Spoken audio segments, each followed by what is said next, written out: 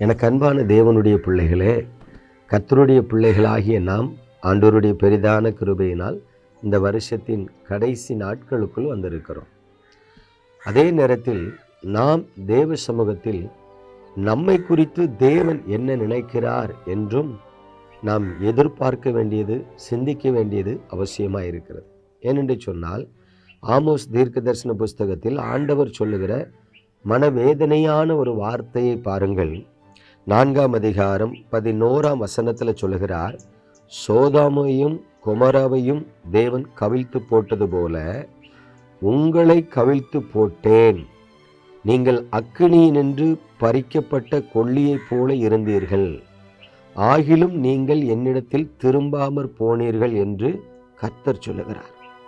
கவனித்து பாருங்க, தேவ பிள்ளைகளை குறித்து ஆண்டவர் சொல்கிறார், உங்களை கவிழ்த்து போட்டது நான் தான். சோதோம் கொமோராவை எப்படி கவிழ்த்து போட்டேனோ அதே போல நான் உங்களை கவிழ்த்து போட்டேன் என்று சொல்லுகிறார். எதற்காக தேவன் தம்முடைய ஜனங்களை கவிழ்த்து போட வேண்டும்?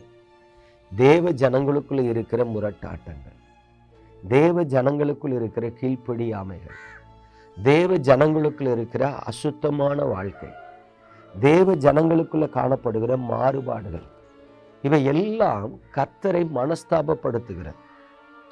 அதனால ஆண்டவர் யோசித்து பார்க்கிறார், ஒருவேளை இந்த ஜனங்களுக்கு ஒரு சிட்சையை கொடுத்தால், ஒரு தண்டனையை கொடுத்தால் இவர்கள் திரும்புவார்களோ என்று நினைத்து தேவன் தமது கோபத்தின் நிமித்தம் நம்மை கடிந்து கொண்டு சிட்சிக்கிறார். ஆனாலும் பாருங்க, ஆண்டவர் எதிர்பார்த்தது, நாம் நமது பிள்ளைகளை கடிந்து கொள்ளும் பொழுது அவர்கள் மனஸ்தாபப்பட்டு திரும்புவார்கள், நாம் நமது பிள்ளைகளை சற்று தண்டிக்கும் பொழுது அவர்கள் உணர்வடைந்து திரும்புவார்கள் என்று தேவன் எதிர்பார்க்கிறார்.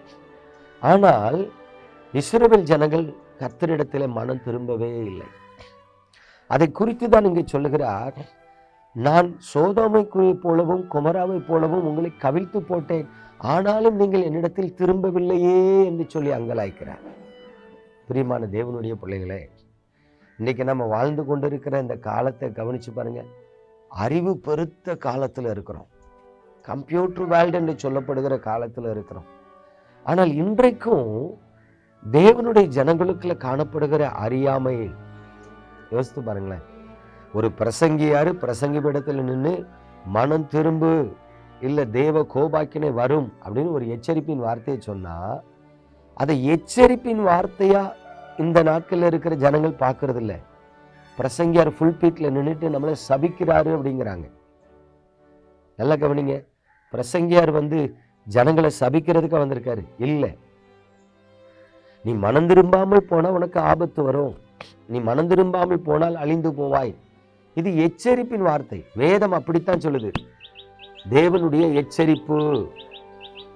ஆனா இந்த நாட்களில் இருக்கிற ஜனங்களை கவனித்து பாருங்க, எச்சரிப்பா பார்க்கறது இல்லை, சபிக்கிறாரு, சாபம் போடுறாருன்னு சொல்றாங்க.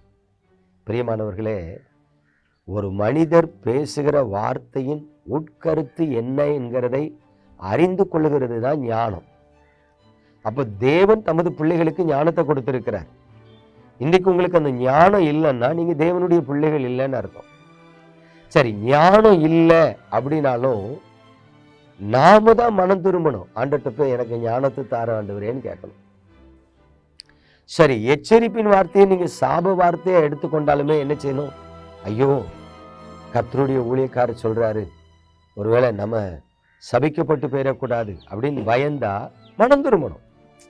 எச்சரிப்பின் வார்த்தைன்னு எடுத்தாலும் மனம் திரும்பணும், சாபமான வார்த்தைன்னு எடுத்தாலும் மனம் திரும்பணும். நோக்கம் என்னன்னா, தேவ ஜனங்கள் தங்கள் பொல்லாத வழிகளை விட்டு மனம் திரும்பணும், அதுதான் நோக்கம். ஆனா இன்றைக்கு காலத்துல தேவ ஜனங்கள் தங்கள் பொல்லாத வழியை விட்டு மனம் திரும்புறதுக்கு பதிலா பிரசங்கியார் நல்ல வார்த்தை பேச மாட்டிக்கார், பிரசங்கியார் ஆறுதலா பேச மாட்டிக்கார், பிரசங்கியார் ஆசீர்வாதமா பேச மாட்டிக்கார், பிரசங்கியார் எங்களை காயப்படுத்த பேசுறாரு, எங்களுக்கு சஞ்சலம் உண்டாக பேசுகிறார். பாருங்க, பிரசங்கியாரை குற்றப்படுத்திட்டு அவன் மீண்டும் தன்னுடைய பொல்லாத வழியில தான் இருக்கிறான். இதை என்ன சொல்ல? எனக்கு அன்பான தேவனுடைய பிள்ளைகளை, தயவு செய்து நமக்கு சொல்லப்படுகிற வார்த்தைகளை கவனித்து அதன் உட்கருத்தை அறிந்து நடக்க பழகுங்க. இல்லைன்னா மனம் திரும்புதல் என்பது காணப்படாமலே போ. ஆகவே நீங்களும் உங்கள் பிள்ளைகளும் கர்த்தரிடத்தில் திரும்பும்படிக்கு ஒரு உண்மையான மனம் திரும்புதலுக்கு உங்களை ஒப்புக்கொடுங்க. அப்பொழுது நீங்கள் சுகமாயிருப்பீர்கள். நாம் ஜெபிப்போமா? எங்கள் அன்பின் பரலோக தகப்பனே, பரிசுத்தமான இந்த நல்ல காலை வேலைக்காய் ஸ்தோத்திரம். உங்கள் கிருபையின் கரத்தில் உமது பிள்ளைகளை தருக. செய்திகள் உமது பிள்ளைகளின் மனக்கண்களை திறந்து அவர்களை ஆசீர்வதிக்கட்டும். தேவ ஜனங்கள் தங்களுக்குள் உணர்வடைந்து உம்மிடத்தில் உண்மையாய் மனம் திரும்பட்டும். கர்த்தர் தாமே அவர்களை கரம் பிடித்து வழி நடத்துவீராக. இயேசு கிறிஸ்துவின் நாமத்தில் பிதாவே, ஆமென்.